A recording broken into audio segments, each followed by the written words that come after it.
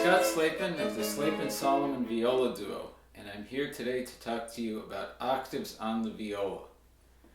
Octaves are very important on a lot of instruments, but they're more important than just for playing octaves. Practicing octaves gives you the shape of the position that you're in too. And since you're constantly shifting, if you're using octaves with 1 and 4, it's sort of having to find each new position immediately and really precisely, because octaves, like other perfect intervals, like fourths and fifths and unisons, if they're even the slightest bit out of tune, you're really going to hear it. With major and minor intervals, with thirds and sixths, it's not that they can be out of tune, but if they're a little bit out of tune, it doesn't sound terrible. But with the perfect intervals, it really does sound terrible. So when you practice octaves with 1 and 4, they have to be really just right.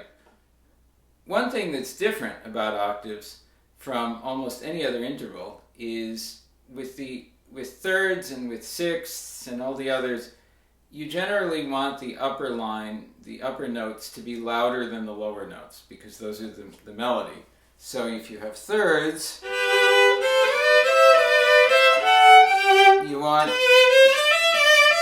that's the melody, and the lower notes are just sort of backing that up. They're a secondary voice.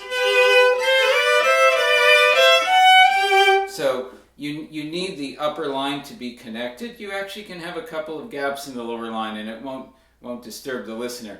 But that's because the upper line is more important. In octaves, it's sort of the reverse. You want the bow to be more on the lower note, which is going to make it louder than the upper note.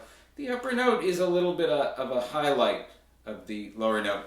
And there's also a practical concern with octaves. Because they're so difficult to keep in tune, you need to make sure that the lower note is in tune first before you adjust, and you'll be adjusting the upper note to the lower note.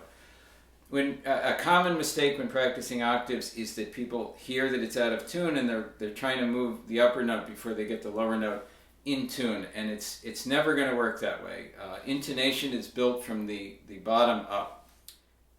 And finally, sometimes using 1 and 4 for octaves is impractical if the music is going by too quickly.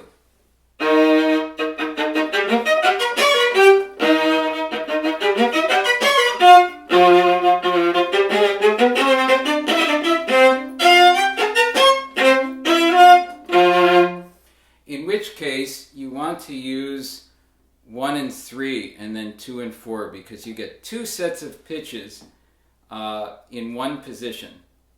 It doesn't even, the 2 and 4 doesn't even have to be for the pitch above 1 and 3. You can even reach up and get a minor third above.